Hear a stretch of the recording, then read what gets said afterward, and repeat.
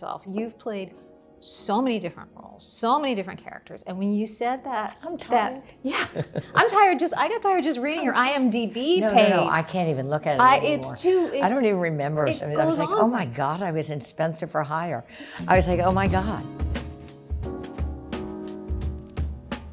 Welcome to Salon Talks. I'm Mary Elizabeth Williams, and this icon next to me is Patricia Clarkson. She is an Oscar and Tony-nominated actor. She is a Golden Globe and Emmy winner. You know her from, I can't say everything, but I'm gonna hit some of the highlights. The Untouchables, Jumanji, Far From Heaven, Shutter Island, Easy A, big favorite in our house, Good Night and Good Luck, Friends with Benefits, She Said, Parks and Rec, woo, Tammy One, baby. Tammy One, and Sharp Objects. But now she is playing the woman behind the Fair Pay Act, Lilly Ledbetter in Lilly. Hi, Patricia. Hello. Oh, and also my fellow redhead. It's always nice to have a ginger on board. Us gingers, baby, stick together. Absolutely. We use up all the sunscreen in the world, and we got to stick together. I want to ask you about Lilly. First, just the person.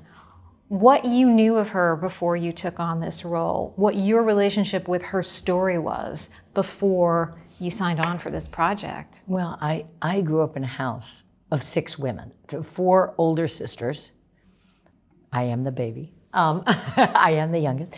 4 older sisters and a mother, 2 female dogs, and my father, my poor father. So I have 4 older sisters who are all very accomplished and in the workforce.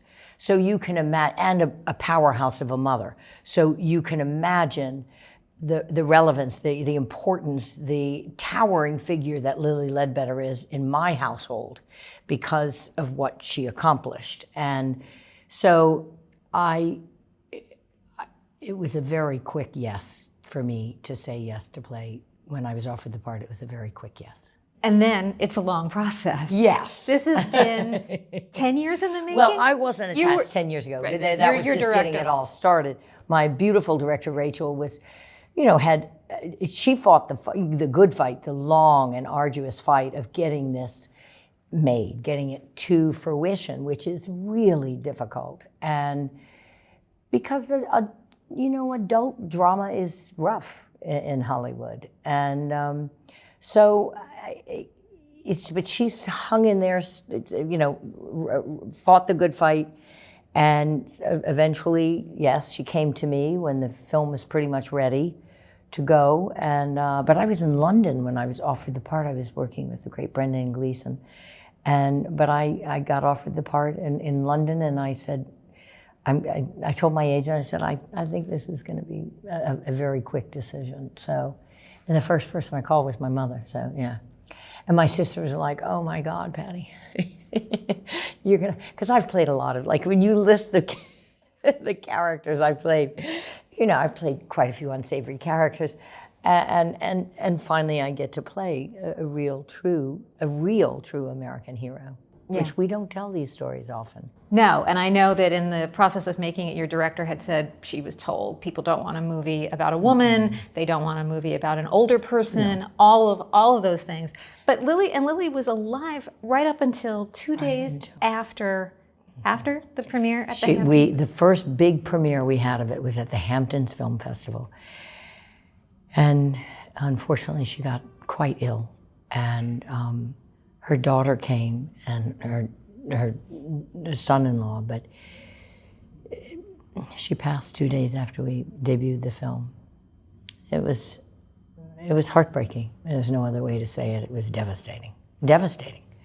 I remember waking up on Sunday, it was either a Sunday or a Monday, and I thought, my God, this remarkable human being is gone.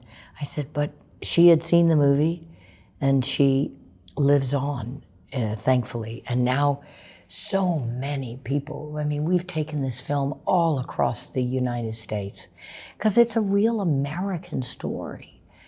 This is a woman from Possum Trot, Alabama, grew up with nothing, very modest upbringing. But people love her. They chant, they scream in the middle of the movie. People are shouting and stomping. It's like being at, a wrestling match. It's like So to play a woman like that, to see a real person that who was up until 2 days after the premiere alive, that's got to be a little intimidating, Patricia. Very intimidating. And a woman who is a hero, who is so beloved. This is why I didn't meet her. She knew all of this. She saw the movie and everything, but I chose not to because I needed to take her from on high and put her on the ground, because you can't play someone you idolize. You can't play idolatry. You have to play her. I felt she was owed the deepest, truest parts of my soul, as pretentious as it may sound, but I thought she was owed everything, the best of me, the best of my soul, the best of the emotional strife she went through, the physical strife. We were set to meet, at the end of the film. So, at the Hamptons Film Festival. But I got to meet her beautiful daughter, Vicky, who is a really just one in a million, just a stunning, wonderful human being. And that apple falls right next to that tree. So, but it was heartbreaking, the whole thing. But she is living on. And she did get to know that people are screaming and cheering for her. I'm not just saying we're screening this in I took it to New Orleans, and yes, my family was there, my sisters, my nieces and nephews, but we screened it in Denver. I don't know anybody in Denver.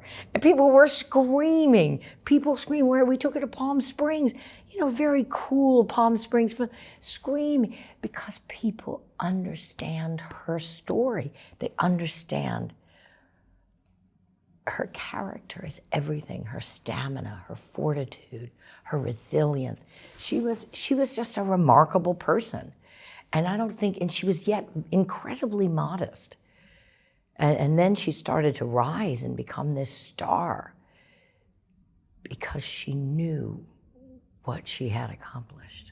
This woman who took on Goodyear, no small feat. That is a big hill to climb, and changed how we look at fair wages in this country. Well, yes. And now, here we are. She also passed away 3 weeks before the election. I want to know, for you, especially going out there and talking about her and what she went through, how this film resonates differently for you in this climate. Well, I think that's one of the reasons people are standing and, they're standing and shouting and yelling at the end of this film. And I did a screening up at Barnett in Columbia, a lot of Birkenstocks and intellectuals. I'm not saying that in a derogatory way. Birkenstocks are wonderful and beautiful. But you know what I mean? These great minds, beautiful, smart people who are educators, and screaming, yelling, clapping, crying, because I think also right now in this climate, we need people who are stepping up, people who are, and it was really also Obama who stepped up too, finally, and took till 2009 for women, for this vital bill to pass. My goodness, how long we lived without that. And I think people are starting to realize now, things can be taken away. And we need, John Lewis, she made trouble, good trouble, a lot of it. And we need those people who make good trouble. We can't ever lose it. That's the American spirit. That's what makes America great.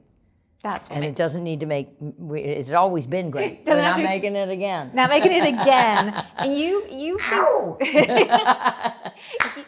look at, you're going to start chanting and screaming right now. I'm going to start chanting, Patricia, Patricia, Patricia. You have an eye for these kinds of projects, though. You were in She Said. Yes, that was very important for me to be in. You were in Good Night and Good Luck, which is now on Broadway. Huge success. But George Clooney is one of the great people in our industry. He really is. I can honestly say, having worked with him and getting to know him, He is one of the true egalitarians we have in this world. He really he sees people, all people as equal. He really, really does, and I lived it every day on his set. If he brought, from the actors to somebody who brought you a cup of coffee, he didn't care. So he, it's thrilling to work with great people like that. And that's what I seek out. I don't always, then I turn around and play a woman who poisons her children or a drug addict. I just did Mary Tyrone in London. And yes, what's a little morphine between friends? So, the morphine, the better, right? But I do love to seek higher ground when I can get it, and it doesn't often come, and it never. When was the last time we had Erin Brockovich? Then we had Shirley Chisholm maybe a year ago. We should have an abundance of movies about great women in our country. Yeah, we don't lack for them. We love telling stories about cool, sexy, complicated ladies, but I also think what people are shocked about in this movie is like, oh my God, nobody's cool or hip in this film, except she's the coolest mother in the world. I think it's just shocking people how extraordinary she is and what she went through, and that she just kept getting back up. She was on the ropes for 10 years, and I don't know, I would do that. I'd be like, you know what, I lost. Bye-bye. I'm done.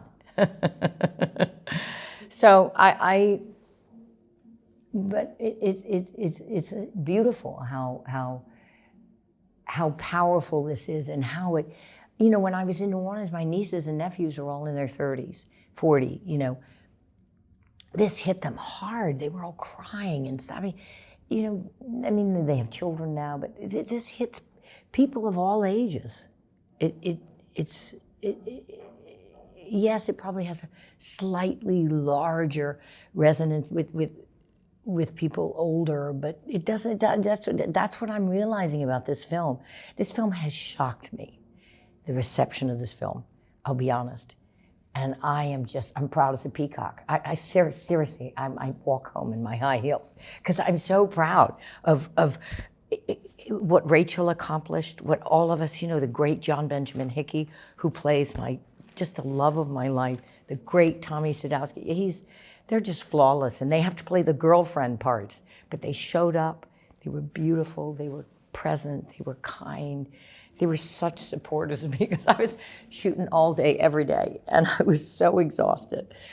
And they would make me laugh and remind me of, this is Patty, you're playing the great Lilly Ledbetter, and I'd be like, okay. But I don't want to throw another tire today. What time are cocktails? I want to ask you something, because when you talk about your nieces and nephews and the way that this movie hits with people, we have not cured sexism. Oh God, no. We have not cured. It's better. Things are getting better. Still better. Yes. But one thing that you have said in multiple interviews, it really stands out to me, is that the most sexist feedback you have received is because you never got married and had kids. Oh, yes. What? Oh, goodness. Okay, first of all, what is up with that? And then it seems to me like you living your best life is the answer to that. Well, I grew up in a very strong family, a very strong household, and I grew up in New Orleans, so I didn't really grow up like Southern. I was. My mom and dad were old-fashioned, but not they were very wonderful, accepting, and loving people, of all people. So I didn't grow up Southern belle in a lot of ways, because I grew up very middle class. But so my mother was a powerhouse. And my mother, I think, kind of understood that I really loved working. I really was fierce. I was very independent as a child. I was gregarious. I was outgoing, but she knew. I left New Orleans and went to Fordham. I transferred to Fordham University, my alma mater, and then I went to Yale School of Drama. But and both were remarkable schools, and made me a better actress. Gave me the career I have. But I think my mother knew early on. I had some wonderful men in my life. I was engaged twice. I thought about marriage and I thought about children. but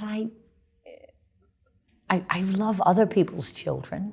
I was with a man who had a child. I loved his child. You know, I've had beautiful romance in my life, and I don't.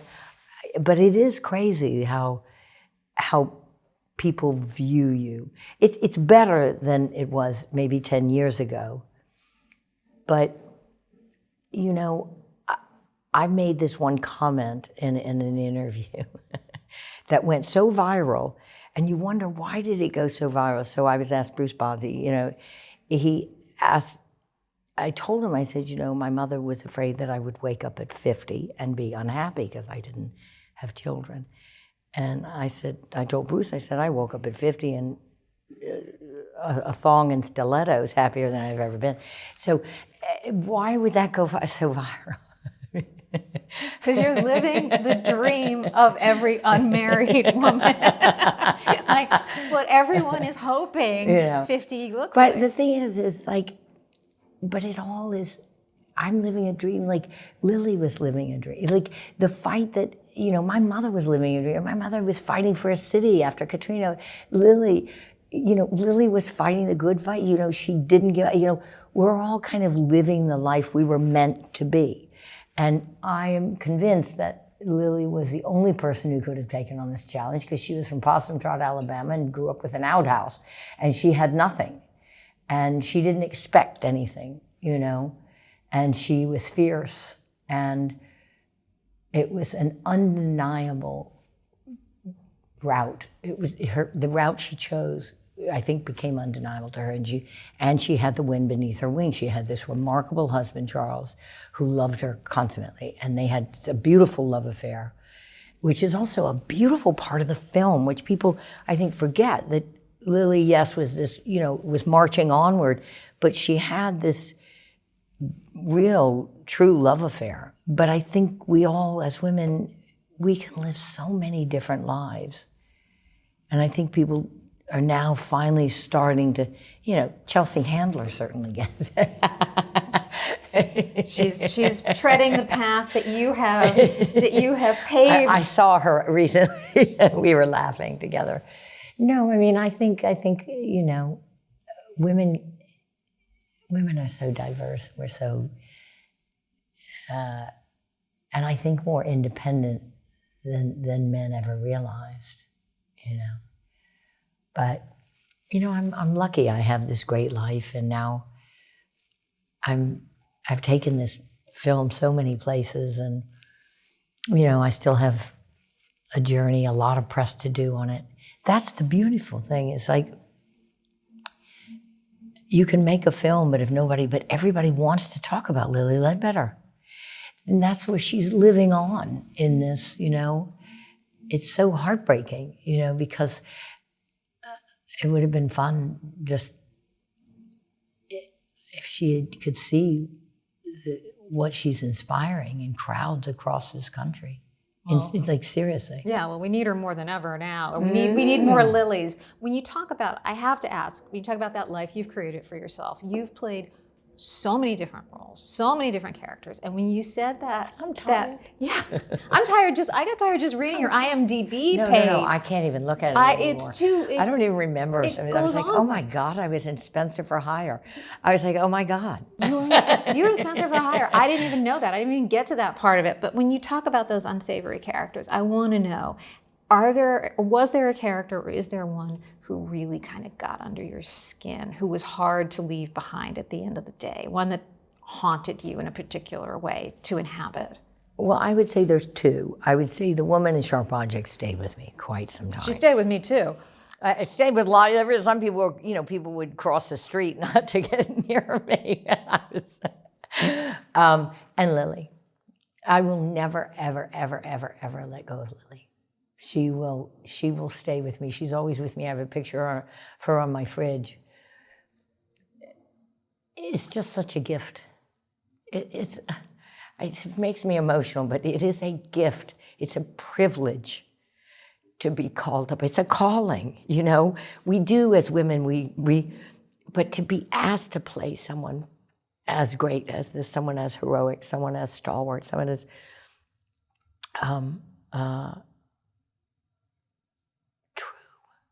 truly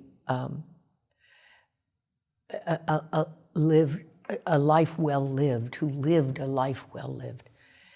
And she's not a Kennedy. She's not a. She came from very specific upbringing, and she rose to the occasion. So, I'm